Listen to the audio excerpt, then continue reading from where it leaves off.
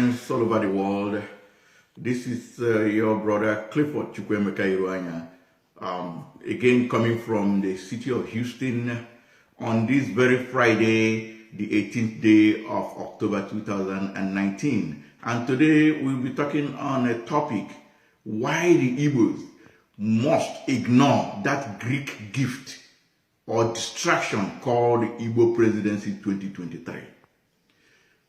Let me reveal a secret that many people do not know. The Caliphate, they have found out that the 1999 Constitution is on a downward spiral. It is irredeemably being repudiated, rejected, and it is on its way to the trash can. In order to stop this, they have combined forces with their British government collaborators and some of our own Igbo people and those people who are even our neighbors. And now what have they done? They have floated the idea of Igbo Presidency 2023 in order to distract the Igbos who are already hell-bent on throwing away that book of Lucifer called the 1999 Constitution. Now, let's make it very clear. According to this Constitution, it is absolutely impossible for any person of Igbo extraction to be voted in as the president of Nigeria. Why? Because when you go into section 134, subsection 2 of the Constitution, you find out that the condition there for electing a president does not favor an Igbo man. But let's keep that aside. Let's even build on an assumption that all the candidates that will be contesting in 2023 are all Igbos. That means head or tail, an Igbo man wins or woman wins. Let's assume an Igbo man wins. Now, will that person not subscribe to Schedule 7? Because according to Section 140 of this Constitution, anybody who wins the presidency of Nigeria must subscribe to Schedule 7. And what did Schedule 7 say? Schedule 7 is about the oath of allegiance and the oath of office. Meaning that whoever wins must swear an oath to defend, to preserve, and to protect this Constitution. This book of Lucifer, this pack of lies, this illegal document, this unitarily imposed document that we, the citizens of Nigeria, never made.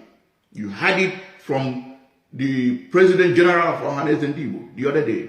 You had it from Mark Olise. You had it from Professor Akin Oyebode. You had it from Dr. Amos Akimba. You had it from so many people that this document is a fraudulent document. We never made it. But the Igbo president of 2023, we swear an oath to defend, to protect, and to preserve this document. Now, let's say he does that. Now, I have 8 questions, 8 solid questions I'm going to ask this Igbo president come 2023. Question number 1. If you are an Igbo president, will your Igbo presidency affect Section 3 of the Constitution? Section 3 listed 36 states, out of which 19 are in the north and 17 are in the south. Are you going to reorganize to make it 1818? Can you do that? Of course you cannot.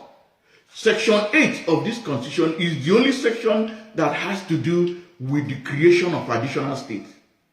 And if you go to Section 1C and 1D of this Constitution, you will see that it is absolutely impossible to create an additional state. I want anybody who is watching me to go to Section 8, subsection 1C and subsection 1D to see the conditions under which an additional state will be created. That's question number 1. Question number 2.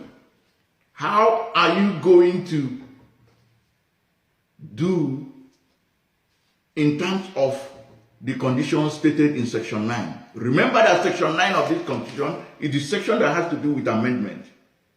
You see the conditions there to amend the Constitution. It requires 2/3 of the number of states. It requires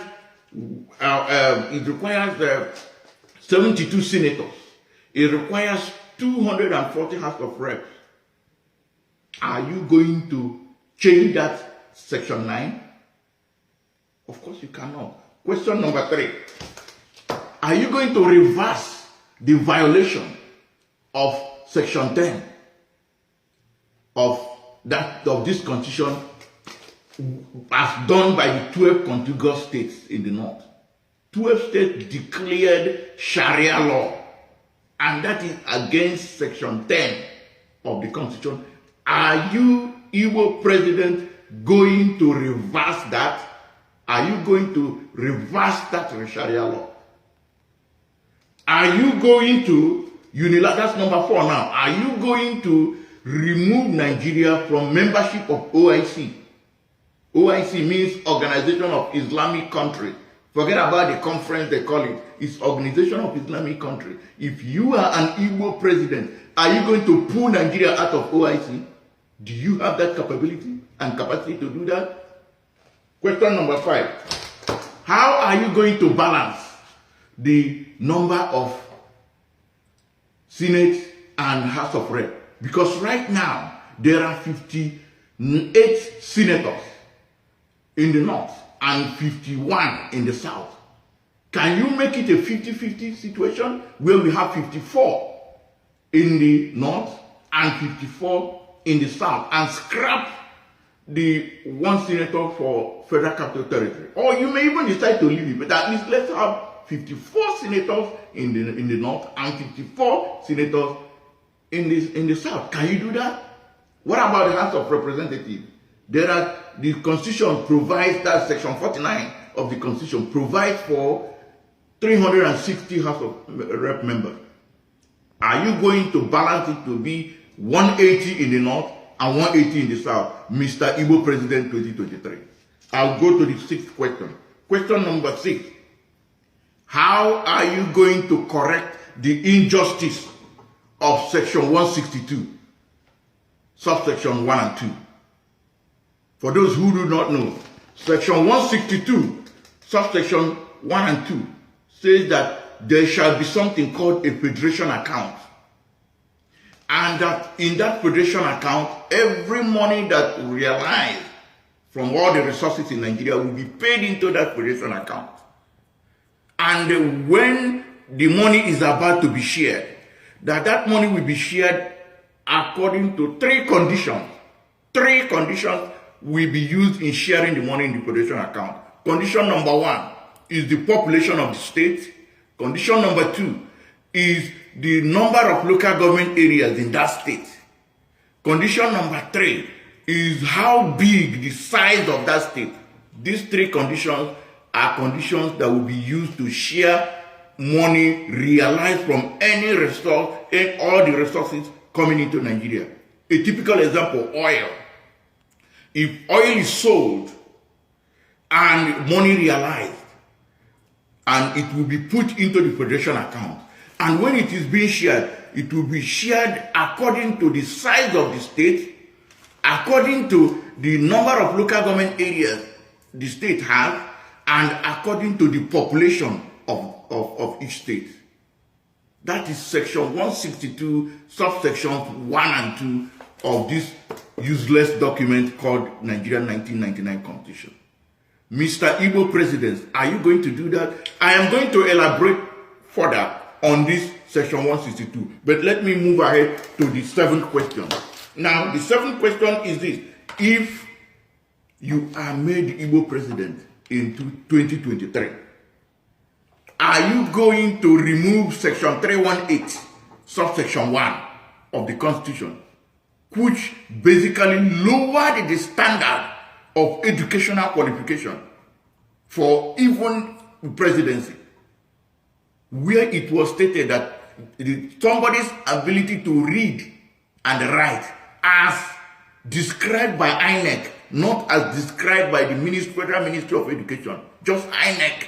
If INEC satisfies you that you can read and write, then you qualify educationally to contest for presidency. Are you going to expunge that?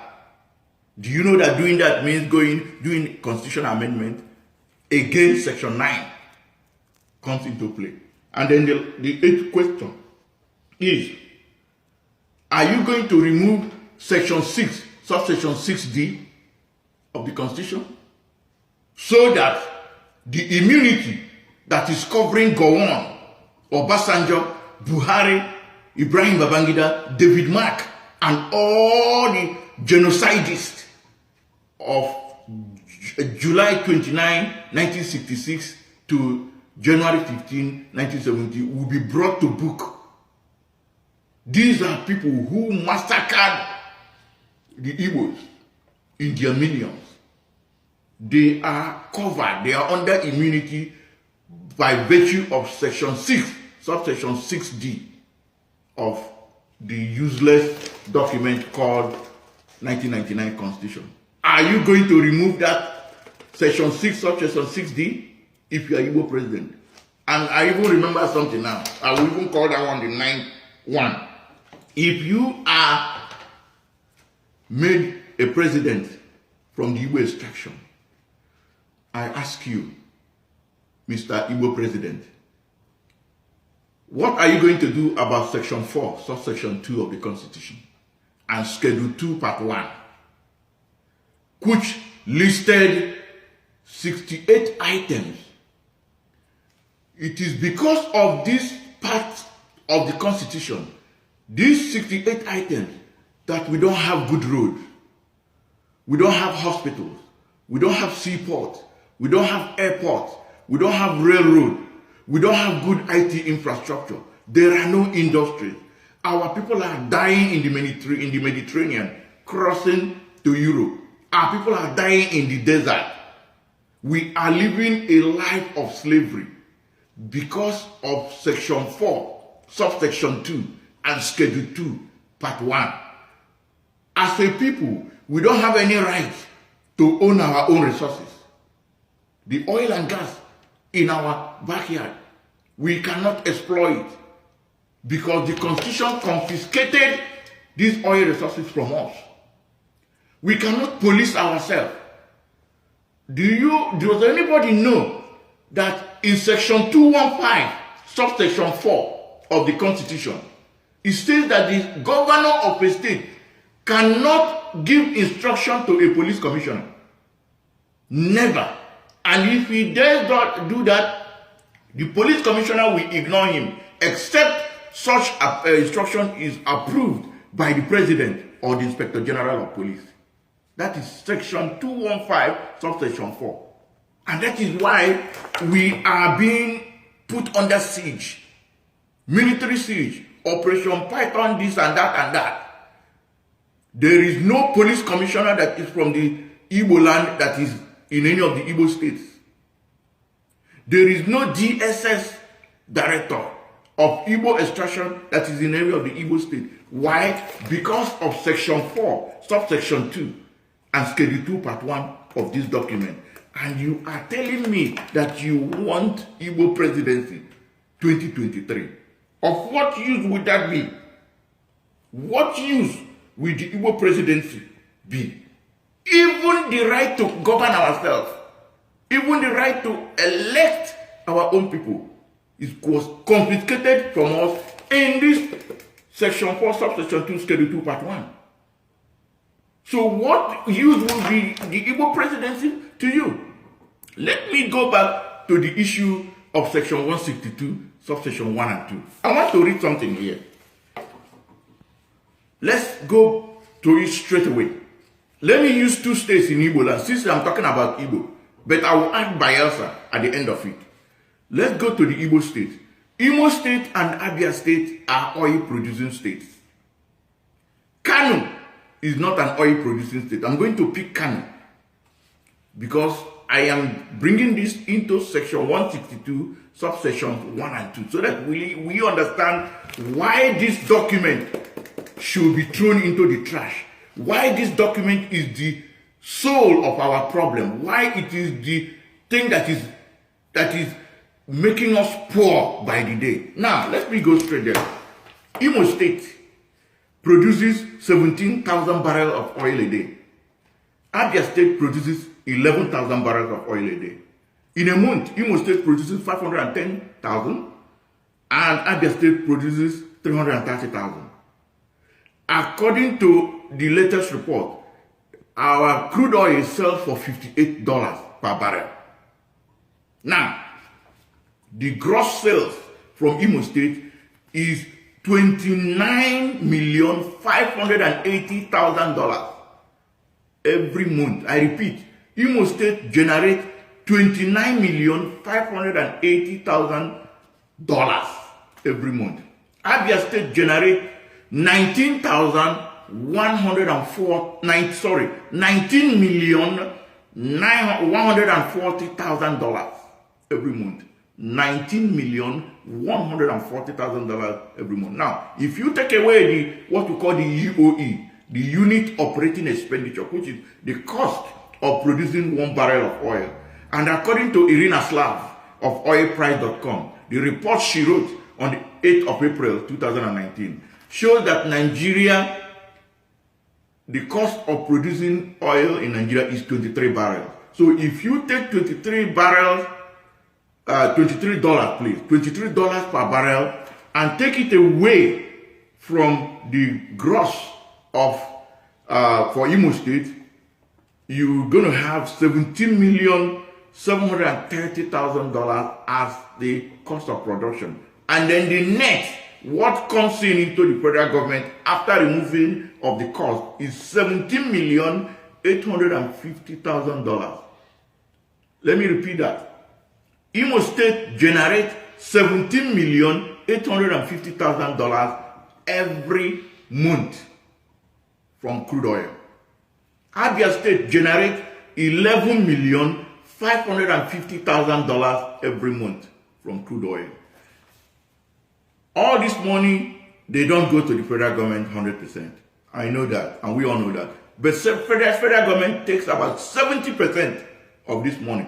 So 70% of the money generated in Imo State is $12,495,000. 70% of the net oil sold from crude oil in Abia State is $8,085,000.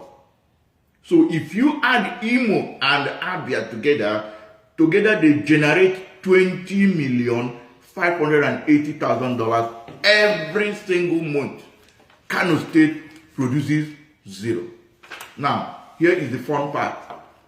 Section 162, subsections 1 and 2, says that when $20,580,000 comes into the federal government purse, and this money is to be divided among the state, it will be divided according to the population of the state, according to the local government areas, and according to size, how big the state is for each state. Now, Imo State is approximately 5 million. It has 27 local government areas, and the area square kilometer area is 5,530. Abia State has about 4.5 million population. The local government area is 17, and the square area is 6,530 square kilometers. Kano State has population of about 10 million, and it has 44 local government areas, and it has 20,131 square kilometers. So if you add Imo State and Abia State together they have less than 10 million. Meanwhile, Kano alone has population of 10 million. The two local government areas of Imo and Abia, adding them together is 44. Kano alone has 44. The two sizes of the state, if you add them together, Imo and Abia add together, they are about 12,660 square kilometers. Kano alone has 20. So when the $20,580,000 generated every month is now brought to the table for sharing, you can see how much will go to Kano, that is 10 million population, 44 local government area, and 20,000 square kilometers of land. As against Imo State, 5 million, 27 local government area, and 5,530. And Abia State, 4.5 million, 17 local government area, and 6,530. Meanwhile, Imo and Abia together generated almost $21 million. Kano generated zero. But because of their population, the number of local government, and the size of Kano State, they are going to take a chunk of that $21 million every month. So do you now see why the caliphate will never let go of this document? Instead, they will float Igbo presidency 2023. And if you are an Igbo president in 2023, there is nothing you can do about this. First of all, you will swear to uphold this. Uphold this means that we are going to uphold section 162, subsections 1 and 2, which gives Kano State a chunk of the oil revenue coming from Imo and Abia, which are Igbo states. Because of what? Because Kano State is purportedly larger in population, they have more local government area, they have more land mass, but they are producing zero on the crude oil money that they will be sharing every month. Therefore, my dear people of Igbo, we must say no to Igbo presidency. Igbo presidency is a distraction. And those people who are peddling it and who are from Igbo land, the people will turn against you. And whatever happens to you, you have yourself to blame. No to Igbo presidency 2023. What we want is shutting down this. We are going to have a transitional government that will set things proper, so that those who want to refederate will refederate. Those who want to be on their own will be on their own. But you see this document? It is going down. Igbo presidency 2023 is a ruse, is a Greek gift, is a distraction, and it must be rejected, just like we have rejected this evil document called 1999 Constitution. Thank you, good people of the world, and God bless you.